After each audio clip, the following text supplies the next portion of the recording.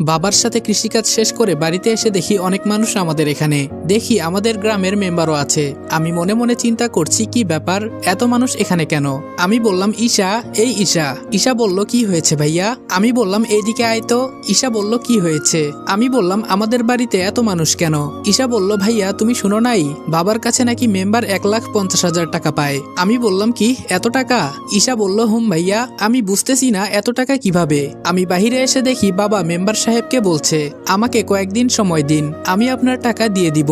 Member বলল কোনো সময় দেওয়া যাবে না, কালকের ভেতরে আমার টাকা চাই। যদি টাকা না পাই তাহলে তোমার এই বাড়িটা আমার নামে কাগজে লিখে দলিল করে দিবা। বাবা বলল দয়া করে আমাকে একটা মাস সময় দেন, আমি আপনার সব টাকা দিয়ে দিব। মেম্বার বলল অনেক সময় দিছি, আর একদিনও না। এই সবাই শুন, কালকে হয়তো আমার টাকা দিবে, নইলে ওর বাড়িটা আমার নামে করে দিবে। এই বলে চলে যায়। বাবা বারান্দায় বসে কান্না করছে, আর মা বাবাকে সান্ত্বনা দিচ্ছে। আসলেই আমি বাবাকে কখনো এভাবে কান্না করতে দেখি নাই। নিজের কাছে খুব খারাপ লাগছে। কি করব আমি কিছুই বুঝতেছি না। আমি বললাম আম্মু এত টাকা কিভাবে হলো? বাবা বলল বাবারে আমি অনেক আগে এই ঘর বাঁধার জন্য 50,000 টাকা নিয়েছিলাম, কিন্তু অভাবের কারণে দিতে পারি নাই। কিন্তু আজকে নাকি এই টাকা সুদে আসলে এত টাকা হয়ে গেছে। আমি এই কথা শুনে রুমে এসে বসে বসে ভাবতেছি এত টাকা তো আমি কোনোদিনই জোগাড় করতে পারবো না। কি করতে পারি? হাতের ফোনটা বিক্রি করলে হয়তো 10,000 টাকা হতে পারে, কিন্তু বাকি টাকা না। আর কিছু চিন্তা করতে পারছি না। রাতে মা ডেকে গেল খাবার খেতে, কিন্তু খেলাম না। রুমে শুয়ে শুয়ে চিন্তা করছি কিভাবে টাকা জোগাড় করব। কখন যে ঘুমিয়ে গেছি বলতে পারি না। সকালে যখন ঘুম ভাঙলো তখন শুনি আম্মু কান্না করছে। আমি তাড়াতাড়ি আম্মুর রুমে গিয়ে দেখি বাবার গলায় দড়ি ঝোলানো ফ্যানের সাথে, আর আমার মা বাবার পায়ে ধরে কান্না করছে। আমি ফ্যান থেকে বাবাকে ধরে বিছানার উপরে রাখলাম। আজকে কেন জানি মনে হচ্ছে আমাকে ছায়া দেওয়ার মতো কোনো মানুষ আর নেই। বাবাকে ধরে কতক্ষণ কান্না করলাম। বাবার কাফনের কাপড় সবকিছু রেডি করে বাবাকে কবরে রাখা হলো। আজকে এই টাকার জন্য আমার বাবা মারা গেছে। আমি ছাড়বো না কাউকে, সব কয়টাকে দেখে নিব। শুধু একটু সময়ের অপেক্ষা।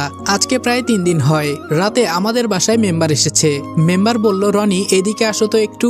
আমি বললাম জি আঙ্কেল বলেন। ভেতরে রাগে আমার শরীরটা ফেটে যাচ্ছে। মেম্বার বলল তোমার বাবা মারা গেছেন, আমি খুবই দুঃখ পাইছি। তোমার টাকাও দিতে হবে না, ঘরও দিতে হবে না, যদি আমার কথা মানো। আমি বললাম জি বলেন, কি করতে হবে আমাকে? শয়তানের সব সময় শয়তানি বুদ্ধি থাকে। মেম্বার বলল আমার মেয়েকে তোমার বিয়ে করতে হবে, তাহলে তোমার সব টাকা আমি মাফ করে দিমু। আম্মু বলল না না, আমার ছেলে এখন বিয়ে করবে না। আর আপনার মেয়েকে? ছি। মেম্বার বলল মুখ সামলিয়ে কথা বল। আমার মেয়েকে যে বিয়ে করবে ওর এটা ভাগ্য। আর টাকাগুলো তো মাফ দিতেছি, ভালো লাগতেছে না? এত টাকা দিতে পারবেন? আমি বললাম আমাকে একটু চিন্তা করতে দেন, আমি আপনাকে পরে জানাবো। মেম্বার বলল কোনো চিন্তা করা করি নাই, হয়তো টাকা দিবা, নইলে আমার মেয়েকে বিয়ে করবা। যাই করবা তাড়াতাড়ি বলো, আমার অনেক কাজ আছে। আমি বললাম এত টাকা আমি কই পাবো? বর্তমানে বিয়ের কথা বলি, পরে যা হবার তাই হবে। মেম্বার বলল কি হলো বলো। আমি বললাম জি আমি রাজি, আপনার কথায় আমি আপনার মেয়েকে বিয়ে করব। মেম্বার বলল তাহলে আমি আগামীকাল কিছু মুরব্বী নিয়ে এসে বিয়ের দিন তারিখ ঠিক করবো নে, তাহলে আজকে আমি উঠি। এই বলে চলে গেল। আম্মু বলল বাবা তুই এটা কি করলি? তোর বাবার জন্য তুই কুরবানি হতে চাস কেন? ঈশা বলল ভাইয়া তুই এই মেয়েকে বিয়ে করিস না, এই মেয়ের চরিত্র খারাপ। মাহি ছেলেদের সাথে যা ইচ্ছা তা করে বেড়ায়। আমি বললাম বোন বাদ দে, এসব হয়তো আমার কপালে লেখা ছিল। আম্মু বলল বাবা তুই এখান থেকে পালিয়ে যা, আমাদের যা হবার তাই হবে, তুই চিন্তা করিস না। আমি বললাম তোমাদের রেখে আমি পালিয়ে যাব, এটা ভাবলা কি করে আম্মু? আম্মু বলল বাবারে তোর কষ্ট সহ্য করতে পারবো না, আমি চাই না আমার ছেলে তার বাবার মতো আত্মহত্যা করুক। আমি বললাম আম্মু এসব তুমি চিন্তা করিও না। এই বলে বাসা থেকে হেঁটে হেঁটে বের হয়ে গেলাম। কি করব কিছুই ভালো লাগছে না। জেনে শুনে একটা ফালতু মেয়েকে বিয়ে করব। রাত 8টার মতো হয়ে গেছে। বাঁশবাগান দিয়ে হেঁটে হেঁটে বাড়িতে আসছি। হঠাৎ একটা মেয়ের কণ্ঠে আওয়াজ শুনলাম। শুনেই বোঝা যাচ্ছে এখানে যে কুকাম হচ্ছে। আমি ফোনের লাইটটা বাড়িয়ে দিয়ে বললাম কে ওখানে? ওরা তাড়াতাড়ি কাপড় পরে আমার সামনে এসে বলল কি গো আমার জামাই, তুমি এখানে? আমি বললাম এই নষ্টা মেয়ে, তুই আমাকে জামাই বলবি না। মেয়েটা হলো মাহি, মেম্বারের মেয়ে। রাসেল বলল ধুর ভাইয়া, 2 দিন পর এই জিনিস তো তুমি ব্যবহার করবা, আর একটু পরে আইতা, তবে সমস্যা নেই, বাড়িতে গিয়ে কাজ সেরে ফেলবো। আমি বললাম ছি, তোর মতো মেয়ের কোনো ইজ্জত নাই, শেষে কিনা চাচাতো ভাইয়ের সাথে। মাহি বলল কয়েকদিন পর তো তোমার বাসায় চলে যাব, পরে তো আর ওদের মজা দিতে পারবো না, তাই একটু বেশি করে দিচ্ছি। কেন তোমারও লাগবে নাকি? আমি বললাম দূর হ আমার সামনে থেকে। রাগে আমার শরীর কাঁপছে। জোরে জোরে হাঁটতে লাগলাম। কি করব কিছুই বুঝতেছি না। ঈশা ঠিকই বলেছিল, মাহি খারাপ একটা মেয়ে, যার সাথে ইচ্ছে তার সাথেই। ছি। বাসায় আসার পর রুমে এসে শুয়ে আছি। ঈশা বলল ভাইয়া ঘুমিয়ে গেছো? আমি বললাম না আয়। ঈশা বলল ভাইয়া তুই মাহিকে বিয়ে করিস না, ও একটা খারাপ মেয়ে, আমার কথা বিশ্বাস কর ভাই। আমি বললাম আমিও আজকে ওই সামনের বাঁশবাগানে ওর চাচাতো ভাইয়ের সাথে পাইছি, তুই সত্যি বলেছিলি। কি করব বল, এত টাকা তো আমি দিতে পারবো না। ঈশা বলল ভাইয়া তুই কিছু একটা কর। আমি বললাম কান্না করিস না, আমি দেখতেছি কি করা যায়। ঈশা বলল ভাইয়া আমি কি কলেজে ভর্তি হব না? আমি বললাম হবি তো, তুই চিন্তা করিস না, আর কয়েকটা দিন যাক, পরে আমি দেখতেছি। আম্মু বলল কি রে তোরা খেতে আয়। ঈশা বলল চল ভাইয়া মা ডাকছে। আমি বললাম আমি খাবো না রে, মনটা আজকে বেশি ভালো না। ঈশা বলল চল বলছি, আমি তোরে খাইয়ে দিব। আমি বললাম না রে বোন, খাবো না। ঈশা বলল না গেলে মার খাবি, চল বলছি। ঈশা আমাকে ধরে নিয়ে খাইয়ে দিতে লাগলো। আসলেই একটা বোন থাকা মানে ভালোবাসার কোনো শেষ নেই। আম্মু হেসে বলল দেখো ভাই বোনের কি ভালোবাসা। ঈশা বলল আম্মু আসো আজকে তোমাকেও খাইয়ে দেই। আম্মু বলল না মা তোরা খা। খাওয়া দাওয়া শেষ করে রুমে গিয়ে ঘুমিয়ে পড়লাম। সকালে মেম্বার কিছু মুরব্বি আর মিষ্টি নিয়ে এলো। মাহি আর আমার বিয়ের দিন তারিখ ঠিক করে মুরব্বিরা চলে গেল। মেম্বার শুধু একা বসে আছে, আর আমি দেখতে পাচ্ছি ঈশা কান্না করছে। কি করব, আমার তো আর কেউ নেই যে আমাকে টাকা দিয়ে সাহায্য করবে, কেউ যে নেই আমার পাশে। মেম্বার বলল রনি তোমাকে একটা কথা বলাই হলো না। আমি বললাম জি আঙ্কেল বলেন। মেম্বার বলল আঙ্কেল না বাবা বলে ডাকবা। আমি বললাম জি কি বলবেন বলেন। মেম্বার বলল বিয়ের পর তোমাকে ঘর জামাই থাকতে হবে, এইটা আমার মেয়ে বলেছে, ও নাকি আমাকে ছাড়া থাকতে পারবে না। আমি বললাম আপনাকে ছাড়া থাকতে পারবে না নাকি ডেট করা বয়ফ্রেন্ড ছাড়া থাকতে পারবে না তা খুব ভালো করেই বুঝতে পারছি। তাছাড়া ছেড়ে দেওয়া গরু তো কখনো বাদা ঘাস খেতে চাইবে না, ওদের তো সাতঘাটের পানি না খাইলে হবে না। ছি, এখন মনটা চাইতেছে বাবার মতো আমি সত্যি সত্যি গলায় দড়ি দিয়ে আত্মহত্যা করি। একে তো আমি যদি ঘর জামাই থাকি তো ও সারাদিন ওর চাচাতো ভাইয়ের সাথে, এজন্য মনে হয় না আর কিছুই চিন্তা করতে পারছি না। মেম্বার বলল কি চিন্তা করো জামাই?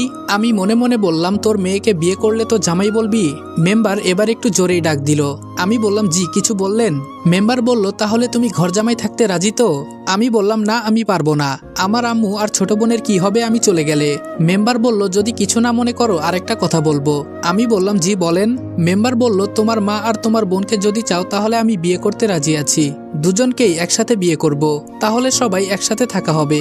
আমি সাথে সাথে মেম্বারকে বিশ্রী ভাষায় গালি দিয়ে বললাম তোর সাহস তো কম না আমার মা আর বোনকে নিয়ে উল্টাপাল্টা কথা বলিস। বারান্দায় ছিল লম্বা একটা বাঁশ, ওইটা দিয়ে উড়াধুরা মারতে লাগলাম, ফলে মেম্বারের মাথা দিয়ে রক্ত পড়ছে। শরীরের সব জায়গায় পিটাতে লাগলাম। আম্মু আর ঈশা আমাকে ধরে। ঈশা বলল ভাই ছেড়ে দে। আমি বললাম ছাড় আমাকে, কত বড় কলিজা শালার, আমার মাকে বিয়ে করবি, আয় আজকে দেখাই। মেম্বার ঘর থেকে বেরিয়ে বলে তোরে আমি দেখে নিব, এই কথাটা মনে রাখিস। আমি বললাম আম্মু আমাকে ছাড়ো তো, শালাকে আজকে মেরে ফেলবো। ঈশা বলল ভাইয়া শান্ত হ। আমি বললাম কিভাবে শান্ত হব বল, আজকে আমার কেউ নাই দেখে কি কথা বলে গেল তোদের নিয়ে, এই বলে কান্না করতে লাগলাম। আম্মু বলল বাবা কান্না করিস না, ও একটা খারাপ মানুষ, তাই বলে কি আমাদেরও খারাপ হতে হবে? আমি বললাম ও কি কথা বলে গেল আম্মু? আম্মু বলল বাবা তুই একটু শান্ত হ, বিকালে আমাদের বাড়িতে অনেকে এসেছে, আমি নাকি মেম্বারকে বিনা কারণে মেরেছি, মুরব্বীরা আমার বিচার করবে। মেম্বার নাকি থানায় আমার নামে মামলা করতে গিয়েছিল, আমি গ্রামের ছেলে বলে মুরব্বীরা মামলা করতে দেয়নি, তাই তারা আজকে সবাই মিলে আমার বিচার করতে এসেছে, আমি সবার মাঝে বসে আছি। মেম্বার বলল আমি এর সুস্থ বিচার চাই, আমাকে বিনা কারণে মারা, আমি শুধু আমার মেয়ের বিয়ের প্রস্তাব নিয়ে আইছিলাম, এজন্য আমাকে মারছে। আমি বললাম মিথ্যা কথা আমার সামনে বলবি না।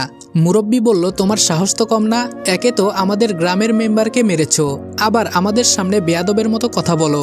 মেম্বারকে সবাই মিলে অনুমতি দেওয়া হলো তার ইচ্ছা মতো আমাকে জুতা দিয়ে মারবে, মেম্বারও তাই করলো।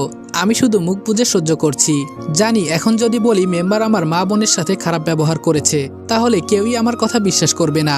আমাকে মারতে মারতে মেম্বার হাঁপিয়ে গেছে, শেষে বলল কালের ভেতরে আমার টাকা দিবি, কই থেকে দিবি এটা বলতে পারবো না, আর আমার মেয়ের সাথে তোর বিয়ে তো দূরের কথা, তোর মুখটাও দেখতে চাই না আমি, বলে সবাই চলে গেল। আম্মু আর ঈশা কান্না করছে। আম্মু বলল গরিবের কেউ নাই রে বাবা, বিনা কারণে তোরে মেরে চলে গেল। আমি বললাম আম্মু আমরা আর এই গ্রামে থাকবো না, এভাবে চললে সবাই আমাদের অপমান করবে। ঈশা বলল ভাইয়া আমাদেরকে অনেক বড় হতে হবে। আম্মু বলল তাহলে তুই এখন কি করতে চাস? আমি বললাম আমাদের এখান থেকে পালিয়ে যেতে হবে, আমার ভাবতেও খুব কষ্ট হয় মা, নিজের গ্রাম ছেড়ে পালিয়ে যেতে হবে, তাও আবার মা বোনকে নিয়ে। আম্মু বলল এইটা ছাড়া আমাদের কাছে আর কোনো উপায় নেই। ঈশা বলল ভাইয়া তাহলে মেম্বারের টাকা দিবি না? আমি বললাম দিব, তবে আগে আমি নিজে প্রতিষ্ঠিত হয়ে নেই। ঈশা বলল কিন্তু আমরা কই যাব? আমি বললাম শহরে যাব, তোর যত দরকারি কাগজপত্র আছে সবগুলো রেডি করে রাখ। ঈশা বলল ঠিক আছে ভাইয়া। ফোনটা বের করে রাত 11টার 3টা টিকিট কাটলাম।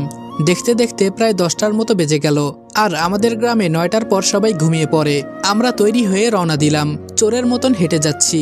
এখন সবাই জানে মেম্বার যে আমার কাছে টাকা পায়, কপাল খারাপ থাকলে যা হয়। কিছু প্রয়োজনীয় খাবার নিয়ে বাসে উঠে পড়লাম। মা আর বোন সামনে বসেছে আর আমি পেছনে। আমার সাথে একজন মুরব্বী বসেছে। মুরব্বী বলল, তা বাবা তুমি কই যাবা? আমি বললাম, জি আঙ্কেল ঢাকায়। আপনি? আঙ্কেল বলল, আমিও ঢাকায় যাব। তা ঢাকায় কিসের চাকরি করো তুমি? আমি বললাম, কিছু করি না আঙ্কেল। আর কার কাছে যাব, কি করব কিছুই এখনো জানি না। আঙ্কেল বলল, মানে তুমি কি বলতেছো? কিছুই বুঝলাম না। আমি বললাম, না মানে আপনার কাছে বলবো। আঙ্কেল বলল, আমি তোমার বাবার বয়সী, আমাকে বলতে পারো। আমি বললাম, আসলে হয়েছে কি? এরপর সবই তাকে বললাম। এই জন্য বাড়ি থেকে পালিয়ে যাচ্ছি। আঙ্কেল বলল, এমন মেম্বার যেন আর কারো গ্রামে না হয়, এটাই দোয়া করি। আর তুমি চাইলে আমাদের বাসায় থাকতে পারো, আমাদের উপরে একটা ফ্ল্যাট খালি থাকে। আমি বললাম, আঙ্কেল আমাকে এভাবে সাহায্য করার জন্য আপনাকে অনেক অনেক ধন্যবাদ। আমিও তাই চিন্তা করছিলাম মা বোনকে নিয়ে কোথায় উঠবো। কিন্তু আঙ্কেল আপনাকে বাসা ভাড়া কত দিতে হবে? আঙ্কেল বলল, তুমি কোন ক্লাসে পড়ো? আমি বললাম, জি এবার এইচএসসি এক্সাম দিয়েছি, এখন রেজাল্টের অপেক্ষায় আছি। আঙ্কেল বলল, তোমাকে ফ্ল্যাটের ভাড়া দিতে হবে না, আমার 2টা মেয়ে আছে, তুমি শুধু ওদের একটু টিউশনি করায়ও।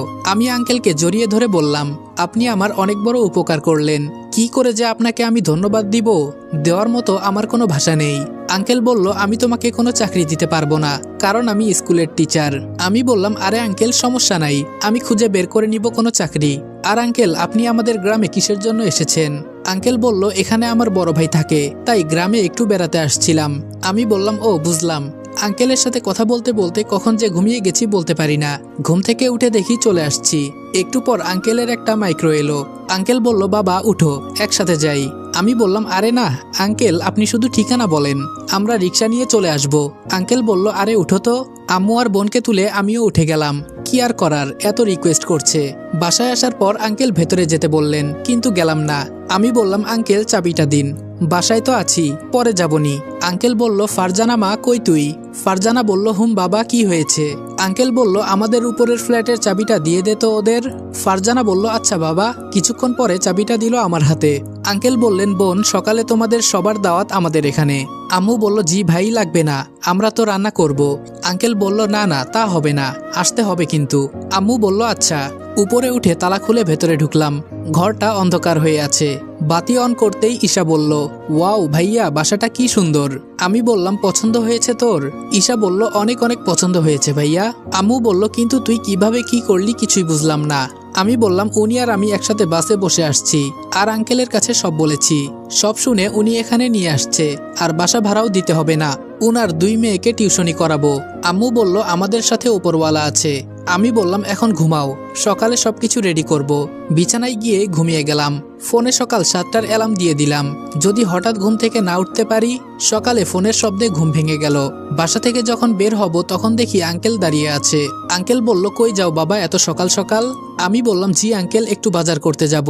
আঙ্কেল বলল, আমিও যাব, আসো তাহলে একসাথেই যাই। আঙ্কেল আর আমি বাজারের উদ্দেশ্যে রওনা দিলাম। আসলে আমার কাছে জমানো 30,000-এর মতো টাকা ছিল, এগুলো জমা করে রাখছিলাম।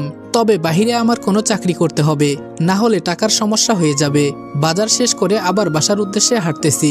আঙ্কেল বললেন, রনি তোমাকে একটা কথা বলতে চাই, জানি তোমার পড়াশোনা অনুযায়ী এই কথাটা বলা ঠিক না। আমি বললাম, জি আঙ্কেল বলেন। আঙ্কেল বললেন, আমার পরিচিত একজনের দোকানে একটা লোক লাগবে, সকালে আমাকে ফোন করে বলেছে আমি তোমাকে দিতে চাই। আমি মনে করি আপাতত তোমার এই চাকরিটা করা উচিত। আমি বললাম, অবশ্যই করব আঙ্কেল। বেতনের কথা হয়েছে? আঙ্কেল বলল, হুম 10,000 টাকা দিবে। আমি বললাম, চলবে আঙ্কেল। আঙ্কেল বলল, তাহলে আমি কি ফোন করে বলবো? আমি বললাম, জি বলেন, কালকে থেকে আমি আসব। আর আপনি এত তাড়াতাড়ি আমাকে আপন করে নিলেন, আপনার এই ঋণ আমি কোনোদিন শোধ করতে পারবো না। আঙ্কেল বলল, আরে বাবা এমন করে বলো না, তুমি তো আমার ছেলের মতোই। আমি বললাম, আঙ্কেল আজকে রাত থেকে আপনার মেয়েদের আমি পড়াবো। আঙ্কেল বললেন, আচ্ছা। বাসায় এসে আম্মুর কাছে বাজারগুলো দিলাম। আমি বললাম, আম্মু আমার চাকরি হয়ে গেছে, আর এসবের পিছনে আঙ্কেলের হাত আছে। আম্মু বলল, উনি খুব ভালো মানুষ। আমি বললাম, হুম আম্মু, নইলে দেখো তো আমার জন্য কত কিছুই করছেন। আচ্ছা আম্মু, ঈশা কই? আম্মু বলল, দেখ এখনো পড়ে পড়ে ঘুমাচ্ছে। আমি বললাম, থাক, বেচারি কখনো রাত জাগে নাই, একটু ঘুমাক, এখন তুমি ডাক দিও না, অনেক সময় হয়ে গেল। আমি বসে বসে ফোন টিপছি, হঠাৎ শুনি দরজায় কলিং বেল বাজতেছে। আমি বললাম, ঈশা দেখ তো কে এসেছে। ঈশা বলল, যাইতেছি। ঈশা দরজা খুলতেই দেখলো একটা মেয়ে দাঁড়িয়ে আছে। ঈশা বলল, কে আপু? আপনাকে তো চিনতে পারলাম না। মেয়েটা বলল, জি আমার নাম মিতু, আমি বাড়িওয়ালার বড় মেয়ে। আমি মনে মনে চিন্তা করছি, যাক বাবা এ তো দেখি অনেক বড় মেয়ে, তার মানে ফারজানাকে আর মিতুকে পড়াতে হবে। ঈশা বলল, আপু আমার নাম ঈশা। মিতু বলল, কি আপু আপু বলছো, তুমি তো আমার বড়। ঈশা বলল, না, আপনি আমার থেকে বড়। মিতু বলল, তুমি কোন ক্লাসে পড়ো? ঈশা বলল, কলেজে ভর্তি হব। মিতু বলল, আমি এই বছর এসএসসি দিব, সেই হিসেবে তুমি আমার বড়। ঈশা বলল, হুম। মিতু বলল, তাহলে ফ্রেন্ড? ঈশা হাত মিলিয়ে বলল, অবশ্যই। আমি বসে বসে সব দেখছি। মিতু বলল, আন্টি কই? ঈশা বলল, আম্মু তো ভেতরে রান্না করছে। মিতু বলল, তা বললে কি হবে? আমাদের বাসায় যেতে হবে এখন। ঈশা বলল, তুমি যাও, আমরা আসছি। মিতু বলল, তুমি কি তুই করে বলবা, আর আমি সবাইকে নিয়ে একসাথে যাব। ঈশা একটু হেসে বলল, আচ্ছা তুই করেই বলবো। ভাইয়া, আম্মুকে ডাক দে। মিতু বলল, তাহলে কি এটা তোমার ভাই? ঈশা বলল, হুম। মিতু বলল, খুব কিউট তো। আমি সবাইকে নিয়ে নিচে গেলাম, আন্টিকে সালাম দিলাম। আম্মু আন্টির সাথে ভেতরে চলে গেল। আমি আর আঙ্কেল সোফায় বসে কথা বলছি। একটু পর সব রেডি হয়ে গেলে সবাই মিলে খেতে বসলাম। আঙ্কেল বললেন, ফারজানা আর মিতু, আজকে রাত থেকে রনি তোদের পড়াবে। ফারজানা বলল, আচ্ছা বাবা। মিতু আস্তে করে বলল, আমি তো তাই চাই। হঠাৎ আমার নজর পড়ল টিভিতে। একজন মেয়ে মন্ত্রীকে নিয়ে নিউজ বলতেছে। মেয়ে মন্ত্রীর পিক এত সুন্দর দেখে আমার বুকে কেমন জানি ধুকধুক করছে। এত সুন্দর মেয়ে আমি কখনো দেখি নাই। মনে মনে এক বস্তা ক্রাশ খাইলাম। আবার নিজের মাথায় নিজে চাপড় মেরে বললাম, ফালতু চিন্তা করে লাভ নাই। উনি একজন মন্ত্রী, আমাদের মতো সামান্য মানুষ নিয়ে তিনি চিন্তা করবেন না। আঙ্কেল বললেন, টিভিতে নিউজ দেখো, উনি নতুন মন্ত্রী হয়েছে, কিন্তু কয়েকদিন পর সামনে থেকেই দেখতে পারবা। উনি কিছুদিন পর ফারজানাদের স্কুলে আসবে। আমি বললাম, এত অল্প বয়সে মন্ত্রী, বিষয়টা বুঝলাম না। আঙ্কেল বললেন, যারা এসবের পিছনে লেগে থাকে তাদেরই হয়। বড় কথা হলো তুমি যেটা করতে চাও সেটার পেছনে তোমায় সময় দিতে হবে। আমি বললাম, হুম আঙ্কেল, ঠিক কথা বলেছেন। খাবার খেয়ে বাসায় চলে এলাম। আমি বললাম, ঈশা এইদিকে আয় তো। ঈশা বলল, হুম ভাইয়া বল। আমি বললাম, মিতুর সাথে কথা বলে দেখিস তো, কোন কলেজে ভর্তি হলে তোর ভালো হবে। ঈশা বলল, আচ্ছা ভাইয়া। রাতে পড়ানোর জন্য আঙ্কেলের বাসায় গেলাম।